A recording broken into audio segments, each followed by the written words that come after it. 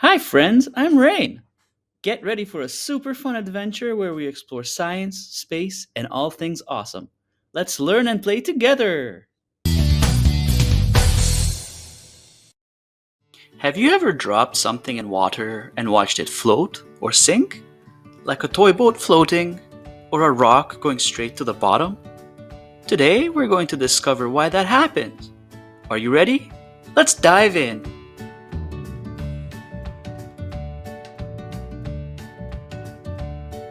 Look at this! This wooden block floats on top of the water. But this paperclip sinks right to the bottom. Why does that happen?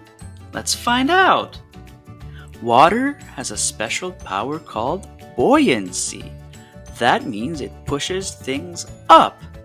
But there's also gravity, which pulls things down. If buoyancy is stronger, the object floats. If gravity is stronger, the object sinks. Let's test it out. Time for a fun game. I have a rubber duck, a spoon, a balloon, and a coin.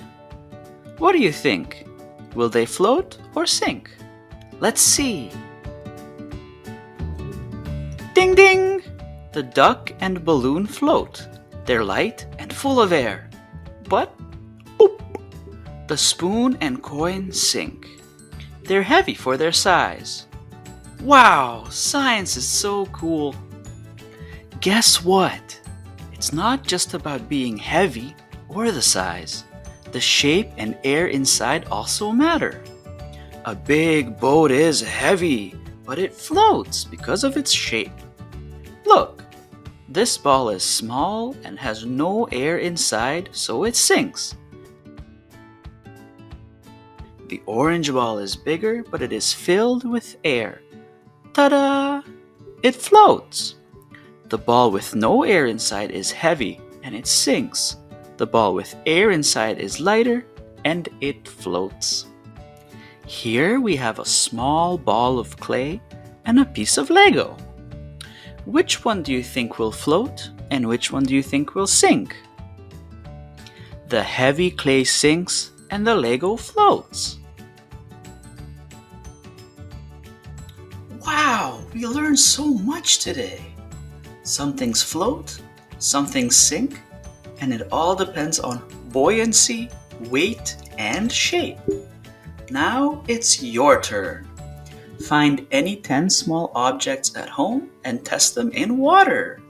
Which ones sink and which ones float?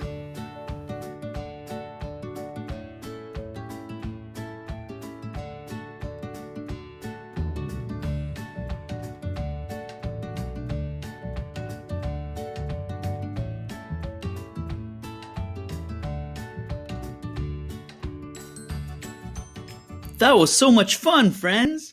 Keep exploring, keep asking questions, and I'll see you next time. Subscribe for more awesome adventures. Bye!